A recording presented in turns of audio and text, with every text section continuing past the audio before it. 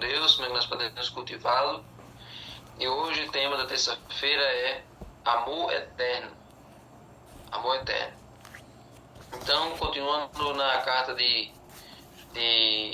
Laodiceia, certo? Nós estudamos ontem Jesus descrevendo a nossa condição e depois nós vimos Jesus oferecendo o remédio. Mas Jesus não para por aí. Jesus dá mais algumas orientações,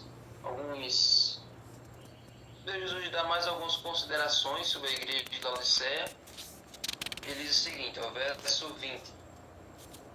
Apocalipse 3:20. Eis que estou à porta e bato. Se alguém ouvir a minha voz e abrir a porta, entrarei em sua casa, cearei com ele e ele comigo. Ao vencedor darei o direito de sentar comigo no meu trono, assim como também eu venci e me sentei com o meu Pai no seu trono. Então, gente, tem um conceito, tem uma curiosidade muito interessante sobre esse verso 20. Toda vez que uma pessoa queria fazer aliança ou estabelecer uma amizade no Antigo Testamento, no tempo da Bíblia, as duas partes elas se sentavam, comiam, bebiam e ali elas firmavam ali o pacto. Então, o estabelecimento de uma nova amizade ou de qualquer nova aliança envolvia um momento ali de descontração, um momento ali de alimentação. Então, por exemplo, tem vários momentos na Bíblia em que ocorre uma alimentação ali entre os personagens e isso aumenta ali a proximidade com eles. Por exemplo, quando os 3 anjos foram visitar Abraão, para mostrar a hospitalidade, manda preparar um novilho cevado, manda preparar todo tipo de alimento ali para poder alimentar aqueles 3 anjos, para mostrar que era amigo, que ele estava ali oferecendo tudo bom e do melhor para eles, certo? Aí depois, a parábola do filho pródigo, por exemplo, para mostrar que, para simbolizar que o filho estava de volta, que o filho agora estava reintegrado à família, o pai manda preparar uma festa com comida e bebida à vontade, para que todos ali pudessem celebrar a reunião, a volta do filho para o lar. E assim tem outros momentos que não estou lembrando agora, mas tem vários momentos da Bíblia em que o estabelecimento de uma aliança, de uma amizade, vem a partir de um momento de alimentação. Então, quando Jesus nos convida, nos chama para entrar na nossa casa e cear conosco e comer conosco, é querendo restabelecer a aliança que um dia a gente quebrou. A aliança, a junção que nós tínhamos com o Pai, a junção que nós tínhamos com Deus, que foi quebrada quando nós pecamos, Ele quer reatar. E esse convite para comer junto conosco é para que a gente volte a ser íntimo, para que a gente volte àquela amizade que a gente tinha no começo, lá no Éden. Então, todo dia Deus comia, Deus ia com Adão e Eva, que tinha aquele momento de piquenique, de reunião com eles dois, tardezinha lá no Éden.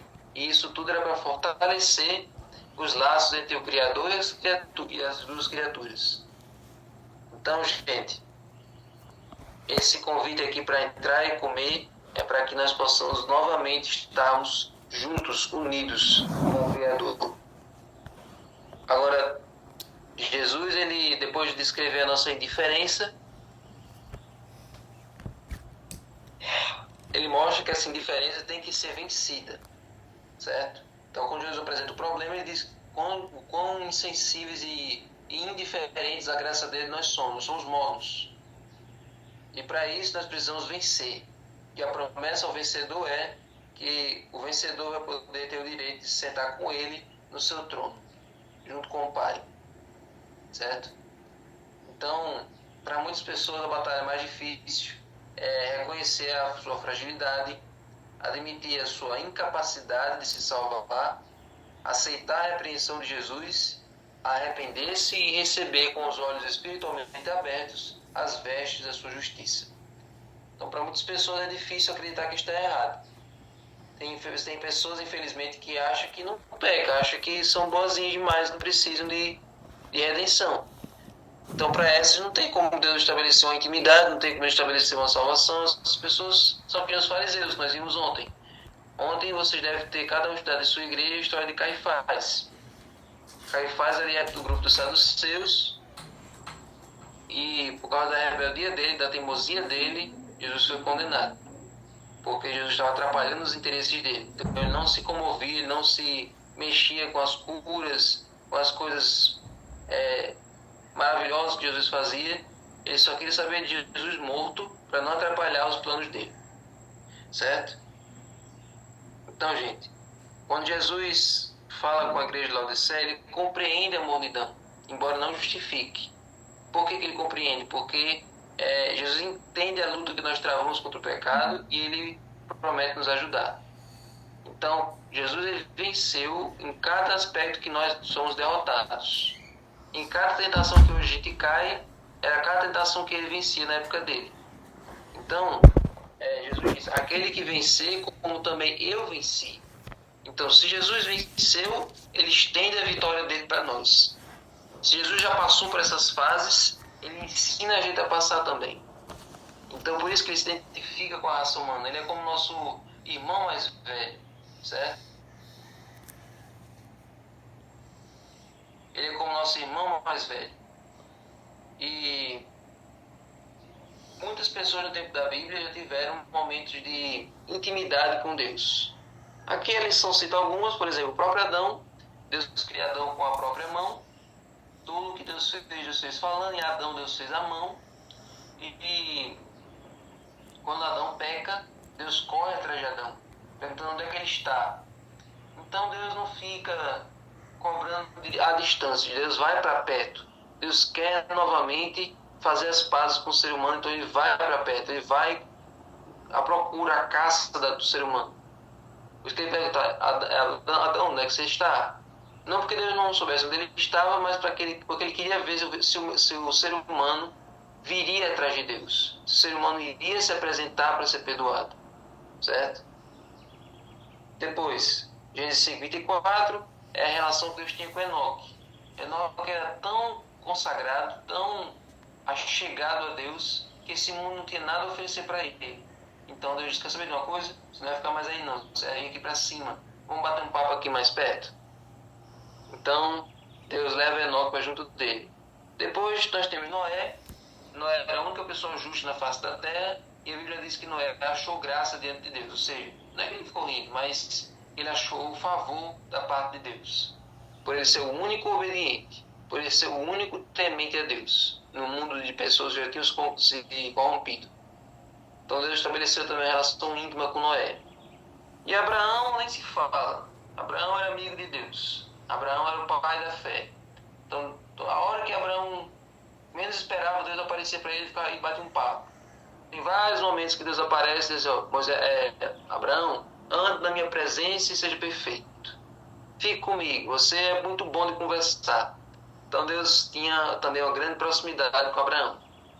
E Moisés também nem se fala. Moisés viu a face de Deus, ainda que não completamente, mas a glória de Deus Moisés viu várias vezes. E Moisés falava com Deus como se fala com um amigo. Então tinha toda uma proximidade de Deus e esses homens da Bíblia. Agora eu pergunto, hoje em dia, existem pessoas assim?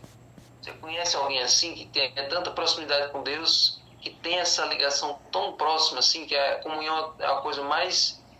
A comunhão dessas pessoas é uma coisa assim tão incrível, tão espetacular, que as pessoas têm realmente contato com Deus? Hoje está cada vez mais difícil achar pessoas que valorizem a comunhão. Está cada vez mais difícil pessoas que tenham a comunhão como algo relevante. Quem tem a comunhão forte, solidificada, íntima com Deus de manhã, vai para o dia já calibrado, já vai para o dia vacinado. E a tentação que vier não vai ter chance. Então, gente, Deus sempre desejou estar perto da humanidade, isso é um fato. Sabemos que o ser humano, no Éden, antes do pecado, o ser humano via, ouvia e tocava em Deus. Depois do pecado, o ser humano só continuou ouvindo, e conforme os anos foram passando, o homem também deixou de ouvir a voz de Deus. E Deus sempre correu atrás. Primeiro no Éden, depois mandando construir o santuário, e depois vindo a esse mundo através de Jesus. Em Jesus, o céu e a terra se tocam. Em Jesus não há mais fronteiras entre o ser humano e Deus. Jesus é a encarnação da glória. Jesus é Deus em forma de homem. E assim nós temos em Jesus um representante da raça humana diante de Deus. Para sempre Jesus vai carregar o corpo humano. Para sempre Jesus vai ser limitado a essa casca de homem. Para simbolizar o ser humano agora novamente no céu. O ser humano que teve um paraíso no começo, mas perdeu esse paraíso pela sua própria desobediência. Agora, pela obediência de Jesus, esse paraíso é devolvido para nós. Então, gente, o verso de hoje, do tema de hoje, é Jeremias 31, 3 e 4. De longe o Senhor lhe apareceu dizendo: com um eterno amor eu te amei, por isso com bondade eu atraí. Eu a edificarei de novo e você será edificada. Então, Deus nos ama com um amor eterno, um amor que não começa nem termina, um amor infinito. E aqui também, acho que outra versão diz, com laços de benignidade eu te atraí. Ou seja, ele lançou um laço de amor e bondade e ele nos chamou para perto dele. Não forçadamente, mas ele nos chama e ele nos seduz, ele nos atrai. A graça é atrativa, mas as pessoas, infelizmente, por a graça não custar nada material para eles, então eles não dão valor à graça. Acham que a graça é só falácia dos evangélicos. Mas, gente, seja no começo, seja no fim do dia, Deus está esperando por você, para bater aquele papo, para ter aquela comunhão junto dele. O Pai deseja construir, ou quem sabe reconstruir o seu relacionamento com ele.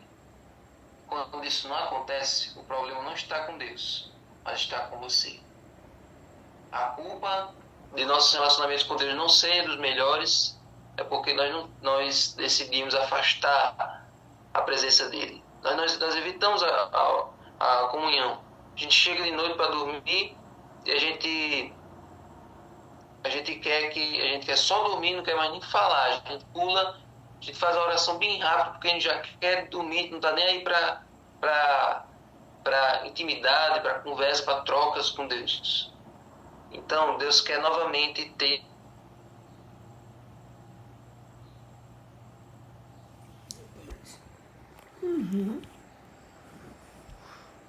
Cerrou cedo hoje demais.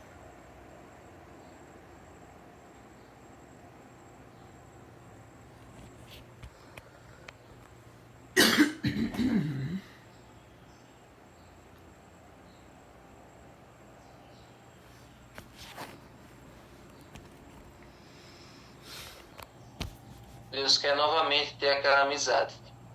Então, gente, todos nós devemos pedir, todos nós devemos correr atrás, todos nós devemos ter aquele laço com Deus.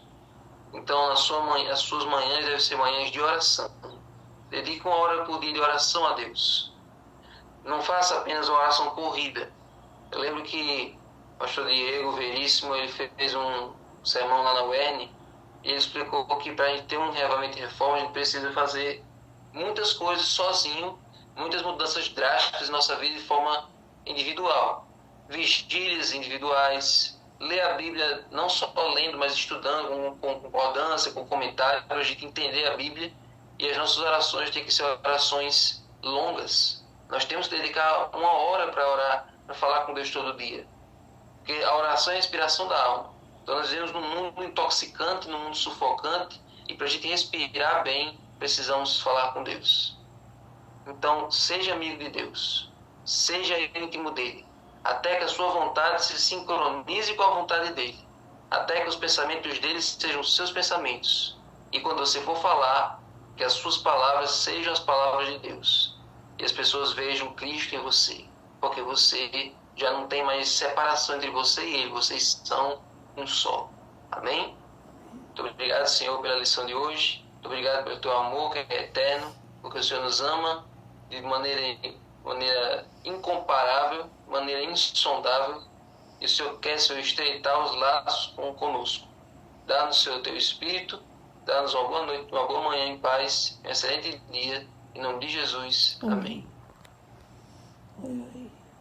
Gente, não